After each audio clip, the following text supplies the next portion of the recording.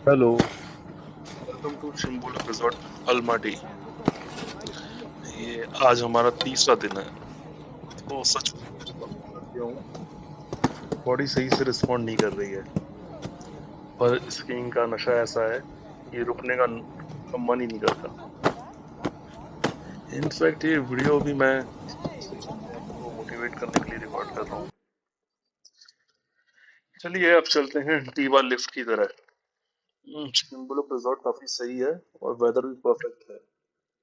मैं आज parallel turn सीखने की कोशिश कर रहा हूँ और आज ये ब्लू ब्लू स्लोप फिर से करूंगा।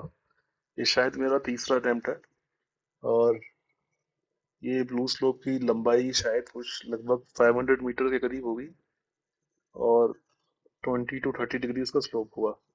ये देखिए, ये जो है ये कार्ड स्कैन करने का मशीन है। बेसिकली कार्ड आप अपने जेब में भी रख सकते हैं, ये मशीन अपने आप इसको स्कैन कर देती है। ये काफी ज्यादा थोड़ा सा डरावना सा हो जाता है बिकॉज यहाँ पे स्लोप्स काफी ऊपर नीचे होते हैं, आइस काफी ऊपर रहता है और फिर इसके बाद में कंट्रोल करना मुश्किल हो जाता है क्योंकि आसपास बहुत सारे लोग भी रहते हैं। चलिए मैंने जैसे तैसे इसको कंट्रोल करके यहाँ पे खड़ा हो गया हूँ, अपने चांस का वेट कर रहा हूँ। अभी देखिए, मेरे यहाँ शायद दो तीन लोग हैं। ये यहाँ पे ये टी बार आ रहा है, इसको टी बार भी कहते हैं, इसको रोप लिफ्ट भी कहते हैं, कुछ अलग अलग नाम से कहते हैं।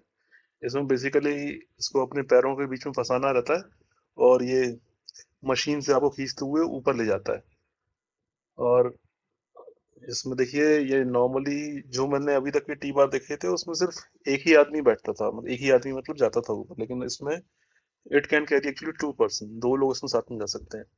यहाँ जो आगे जो लड़का जा रहा है, मैं उसको पूछता हूँ क्या मैं साथ में आऊँ क्या। वो शायद मेरा सुनता नहीं है या मेरी आवाज कुछ जवाब देता नहीं है, तो चलो मैं छोड़ देता हूँ। लेकिन चलिए देखिए वो गिर गया। चलो अच्छा हुआ मैं उसके साथ नहीं गया, नहीं तो मैं भी गिर जाता उसके साथ में।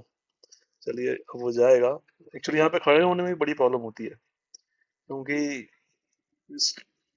स्की का जो स्लोप रहता है वो आपको अलग अलग डायरेक्शन में मतलब कि फोर्स करता है। तो काफी मुश्किल से मतलब खड़ा हुआ जाता है, कंट्रोल करना पड़ता है। चलिए अब मेरी चांस आ गई है। टी बार आ रही है। टी बार को अपने ये हिप्स के पीछे फंसाना पड़ेगा और फंसाते ही हम उसकी वो हमको ऊपर खींचते हुए ले जाएगा। इसमें बहुत सारे लोग बहुत बार बार गिरते हैं और ऊपर नहीं जा पाते हैं। इसका ट्रिक सिर्फ एक ही है, मतलब कि बहुत सिंपल सा मतलब कि टेक्निक है ऊपर जाने के लिए, कि सिर्फ आपको खड़े रहना है और कुछ भी नहीं करना है, ना आपको किसी चीज को खींचना है, ना आपको बैठना है, ना कुछ करना है। सिर्फ आप खड़े रहिए और बैलेंस बना के खड़े रहिए, ये अपने आप को ऊपर ले जाकर छोड़ देगा। थोड़ा शुरुआत में डरावना लगेगा, थोड़ा सा काफी काउंटर इंट्यूटिव लगेगा, बट एक बार आपको इसकी आदत पड़ गई then you will feel very fine to go there. आप ये देखिए राइट साइड में ये जो हमारा ये ब्लू स्लोप है और ब्लू स्लोप के उस पार वो रेड स्लोप है और वो स्लोप 5 किलोमीटर लंबा है। वो काफी ऊपर से आ रहा है। वो कॉम्बी वन स्टेशन के जो मिडिल स्टेशन है वहां तक आपको गंडोला या फिर चेयर लिफ्ट लेके आपको जाना पड़ता है। फिर उसके थ्रू आप से नीचे आते हैं। फिर यहाँ पे ये हमारे लेफ्ट साइड में एक और स्लोप है, इसको भी ब्लू स्लोप ही बोल सकते हैं। बेसिकली ये स्लोप एक ही ब्लू स्लोप है, उसको 3 पार्ट में इन्होंने डिवाइड किया हुआ है। एक पार्ट को जो है मतलब कि हम लोग प्रैक्टिस करने के लिए यूज कर रहे हैं, एक पार्ट को ट्रेनर्स यूज करते हैं ट्रेनिंग देने के लिए। और ये पार्ट थोड़ा सा कम चौड़ा है लेफ्ट वाला, तो इसको काफी कम लोग यूज करते हैं because whenever you are learning ski you want slope to be as wide as possible। ज्यादा से स्लोप जैसे कम चौड़ा रहेगा तो उसमें फिर आपको छोटे छोटे टर्न्स लेने पड़ते हैं, तो वो थोड़ा ज्यादा टैक्सिंग हो जाता है बॉडी के लिए। अभी चलिए, ऊपर जाने में शायद मेरे ख्याल से 2 या 3 मिनट लगते हैं। ये धीरे धीरे ऊपर जाता है। काफी लंबा है ये। ठीक है, फिर भी कंफर्टेबल है बिकॉज यहाँ पे स्लोप्स काफी ग्रूम्ड है, मुझे काफी मतलब कि बेटर स्लोप्स लग रहे हैं यहाँ के। मैं इवन मैंने स्कीइंग गुलमर्ग में सीखी थी, तो वहां पे मतलब मैं कुछ दिन रहा था। तो फिर वहां भी मतलब कि स्लोप्स जो हैं वो इतने अच्छे नहीं है, मतलब बिगिनर्स को सीखने के लिए काफी क्राउडेड भी रहते हैं। स्लोप्स बड़े भी नहीं है, स्लोप चौड़े भी नहीं है, ग्रूम भी अच्छे से नहीं किए रहते हैं काफी ज्यादा। और इसकी लिफ्ट में लाइन भी बहुत बहुत लंबी रहती है, यहाँ पे इसकी लिफ्ट में लाइन भी काफी कम है। एंड इवन ये जो टी बार लिफ्ट है इसमें कैपेसिटी 2 लोगों की है। अभी मैं अकेला हूँ, लेकिन जब ज्यादा भीड़ होगी तो दो दो लोग इसमें आ जाएंगे साथ में, तो मतलब काफी भीड़ काफी काफी जल्दी जल्दी कम हो जाती है। और फिर अभी जैसे हम लोग ऊपर से आ रहे हैं, और ये स्लोप अच्छा है, मतलब कि काफी सही बेहतरीन स्लोप है। मतलब यदि मान लो आपको पैरेलल टर्न सीखने हैं यहाँ पे, बेसिकली मैं बता दूं कि ये स्की करने के लिए बेसिकली दो टाइप की वो होती है, क्या बोलते हैं, टेक्निक होती है। एक होती है कि इसको बोलते हैं हम लोग स्नो प्लो, और इसको पिज्जा भी बोलते हैं, ठीक है। और दूसरा होता है ये जो पैरेलल टर्न्स, और इसको फ्रेंच फ्राइज भी बोलते हैं। तो basically snow turn is for beginners. फिर उसको सीखने के बाद लोगों को मतलब ये पिज्जा या पिज्जा सीखने के बाद में ये पैरेलल टर्न सीखने पड़ते हैं, because parallel turn is the main thing which you have to learn. Because उसके बाद ही आप अच्छे से स्की कर पाएंगे, स्पीड में, कंट्रोल में, स्टीपर स्लोप्स में। बिकॉज आप यदि मान लो पिज्जा करते रहेंगे तो काफी उसमें बहुत मेहनत भी लगती है, और आप अच्छे से कर भी नहीं पाते हैं, स्पीड कंट्रोल भी नहीं होती है उसमें, ठीक है। और आप हायर स्लोप्स में नहीं कर सकते हैं उसको। तो अभी मैं यहाँ पिज्जा से I am trying to transition from pizza to parallel turns. तो बेसिकली हम ऊपर पहुंच गए। अब ऊपर पहुंच के हम उसको छोड़ना पड़ेगा, और उसको छोड़ने के साथ साथ ही स्प्रिंग की तरह आगे जाएगा। तो छोड़ के अभी हम चलिए चलते हैं, चलिए अपना पहला रन स्टार्ट करते हैं। अभी यहाँ पे स्लोप है, ठीक ठाक स्लोप है यहाँ पे। इस वीडियो में तो इतना अच्छा स्लोप नहीं दिख रहा है, लेकिन यहाँ पर ठीक ठाक स्लोप है।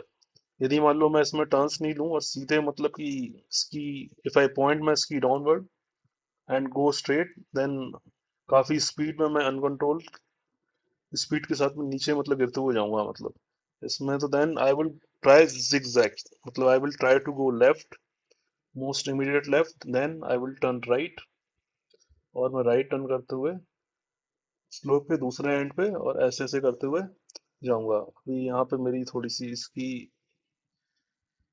स्नो प्लो की पोजीशन में आ गई है, जो नहीं आनी चाहिए। और चलिए फिर और कोशिश करते हैं। हम्म,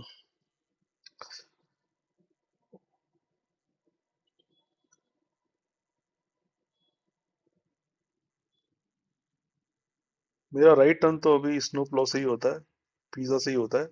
मेरा left turn I can use a parallel turn to turn turn towards left, but मेरा राइट टर्न तो अभी भी स्नो प्लो से ही होता है। वैसे प्रैक्टिस की काफी जरूरत है। ये मेरा तीसरा दिन है, मैंने लगभग 6 दिन बिताए अलमाटी में, एंड मैंने पांचवें और छठवें दिन इवन रेड स्लोप्स भी अटेम्प्ट किए। आपको बता दूं, ये जो स्लोप्स रहते हैं वो green, red, blue and black में क्लासिफाई किए जाते हैं। ग्रीन मतलब जो सबसे इजी होता है उसको ग्रीन स्लोप बोलते हैं, जो कि मतलब मैं नहीं कर रहा हूँ यहाँ पे। एंड उसके बाद जो ब्लू स्लोप होता है, जो इंटरमीडिएट स्लोप होता है, ये ब्लू स्लोप है, ठीक है। तो यहाँ पे ये काफी सही इसमें स्लोप है, जिसमें मतलब मैं पहला टर्न सीख सकता हूँ। इसके बाद आते हैं रेड टर्न, रेड स्लोप्स, जो मैंने 2 अटेम्प्ट किए थे अपने second last and last day पे, जो कि काफी लंबे लंबे भी थे, 5 kilometres they were long, and they were quite scary. And इसके बाद आते हैं फिर ब्लैक टर्न, जो बहुत ज्यादा स्टीप होते हैं, नैरो होते हैं, and those are recommended only for experts.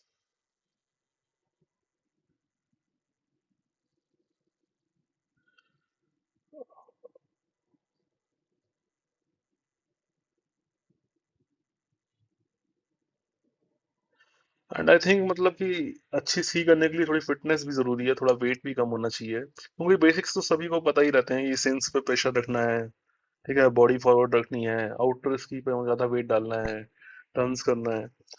But if you are more fit, आपका कम वेट है, थोड़ी आपकी एजिलिटी अच्छी है, तो आप ज्यादा बेहतर तरीके से स्की सीख सकते हैं। And one more thing, I feel कि फ्लेक्सिबिलिटी भी is also very important, because यदि आपकी फ्लेक्सिबिलिटी है, तो क्योंकि इसमें क्या होता है, आप उल्टी सीधी पोजीशन में गिरते हैं। जब वो उल्टी सीधी पोजीशन में गिर रहे हैं, तो it is very important that कि आपकी बॉडी इतनी स्टिफ ना हो कि आप गिरते ही आपको चोट लग जाए, आपको मतलब कि कुछ मतलब मसल में कुछ मोच आ जाए, वो सब नहीं होना चाहिए। चलो हम नीचे पहुंच गए हैं, और इसके साथ ही हमको अपना सेकेंड रन जाने की तैयारी करनी है। अब फिर से यही दोबारा यही रिपीट करेंगे, रिपीट करते रहेंगे जब तक टेक्निक इंप्रूव ना हो जाए। और हाँ, मैं बता दूं, मैंने यहाँ पे ट्रेनर्स वगैरह देने की कोशिश भी की थी, लेकिन ट्रेनर्स ज़्यादातर बिजी थे और वो मिल नहीं रहे थे बहुत बार। ठीक है, मुझे मिला था फाइनली ट्रेनर फिफ्थ डे पे 1-2 घंटे के लिए सिर्फ। लेकिन गुलमर्ग में बेहतर चीज़ ये है कि आप वहाँ पे ट्रेनर काफ़ी आसानी से मिल सकता है आपको, और काफ़ी चीप मिल जाता है। यहाँ पे ट्रेनर लेने में थोड़ा मुश्किल तो आता है। चलिए, मिलते हैं कभी और।